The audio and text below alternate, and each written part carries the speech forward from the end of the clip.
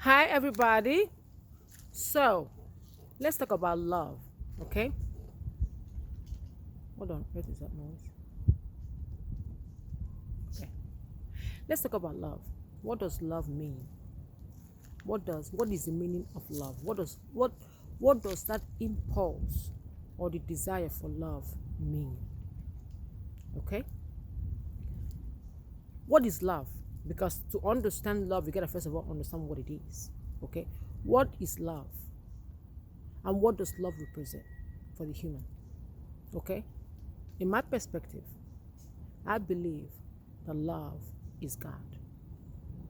Because when you think about it, God is love. God is the origin of love. So when the human being desires love, the human being is actually desiring God. Okay? The human being is desiring that state of ecstatic merging or ecstatic oneness with God. The human soul is desiring that oneness with God. It's like soul of the human seeking unification with the spirit of God. Okay? It's the soul seeking God, the soul seeking the spirit. That's what love is. Because when you understand that the desire for love is not within our control, the desire for love comes from deep within our souls, right? Our soul is simply desiring union with God. And when I say God, I don't mean Jesus or Buddha or Muhammad or any of that. I mean the essence of God, the all that is the one in whom all things live, move, and have their very being, the God himself or herself, the one, right?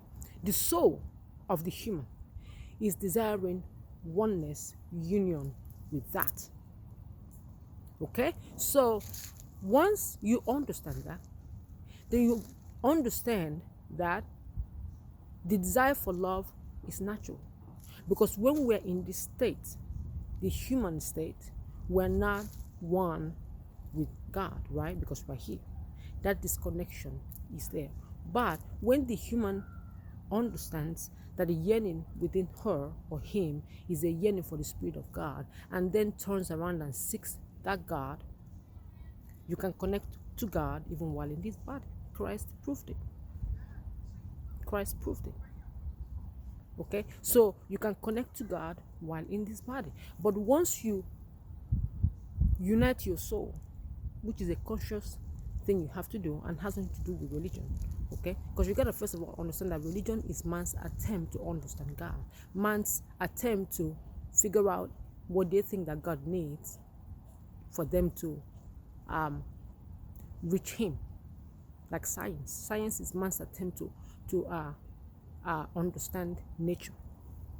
Religion is man's attempt to understand spirituality or to understand God, which is why there are so many different religions, and all of them, if you look at the core and the basic and the root of all of them, if one thing stands out: love, light, God. That's it. Everything else is fluff.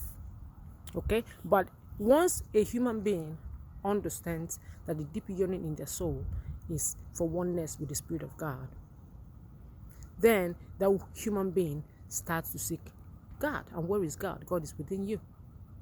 If you start to think, okay, Mona is about to talk about bullshit again, let's go back to the beginning. Because I was raised Christian, right? I know the Bible. I don't know how the story goes down in Quran or the Buddhist books, but I know from the Bible version that God made man and breathed into man his spirit, and that was when man became a living soul. Okay, so man became a living soul because God breathed his spirit into man. So the soul of man keeps yearning for that unity with God. So once you, in the quest and your search and your true desire to become one with God, even while in this body, once you recognize the God within yourself and become one with that God, because God is in all of us. Okay, once you become one with that God, that's when you first of all taste what love is. That's when you first of all know what love is.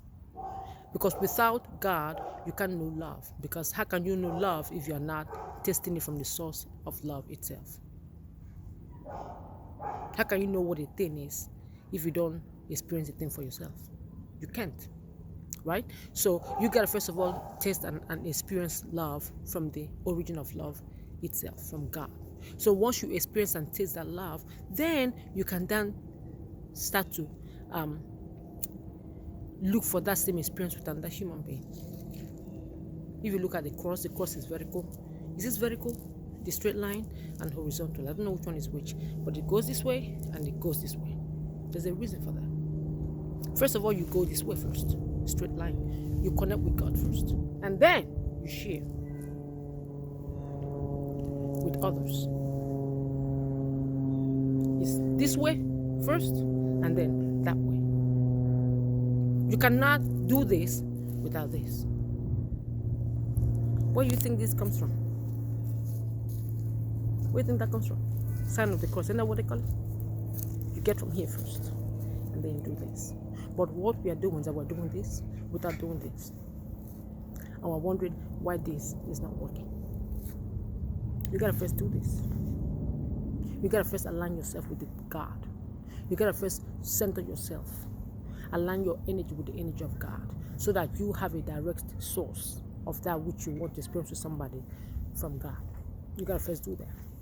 Once you have that direct source, then you do this. And when you do this, sharing that love with somebody else, what are you looking for? It's still your soul, right?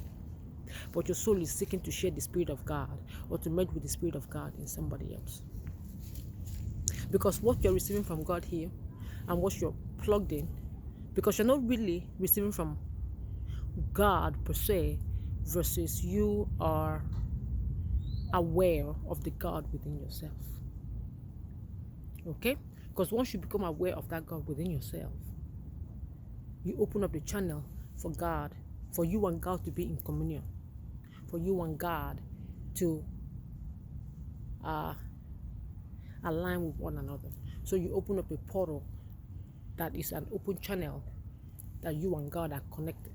A lot of humans are disconnected from God within them, so they're not opened up to that channel of flow of communication, or flow of energy between them and God.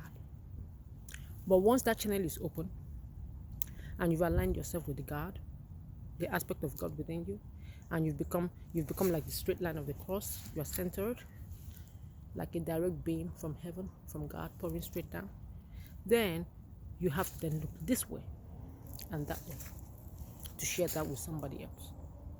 And what are you looking to share? The same way, because you gotta understand, as above, so below. Okay, as whatever is happening in heaven is happening on earth. That's why Jesus Christ said, as it is in heaven, let it be done on this earth. As above, below. Okay, so as you align yourself with God and share with Him, and let Him pour in you and you pour back, right? As you do that, you start then seeking to share that experience that you're sharing with God with somebody else. And so while you are looking, what you are really looking for is for your soul that is merged with God, right? Your soul is seeking to merge with the God in another human being. How do we know what love is? A lot of people don't know what love is, but they can tell you what love is not. How do we know what love is not? Because instinctively we know what love is. Because instinctively we know what God is. We know what God is because we all have God within us. But a lot of us are not willing to look back within us, to discover that God within us, and then take that God out. And that thing, the thing that did that is because religion taught us that God is outside of us. God is out here. God is in heaven.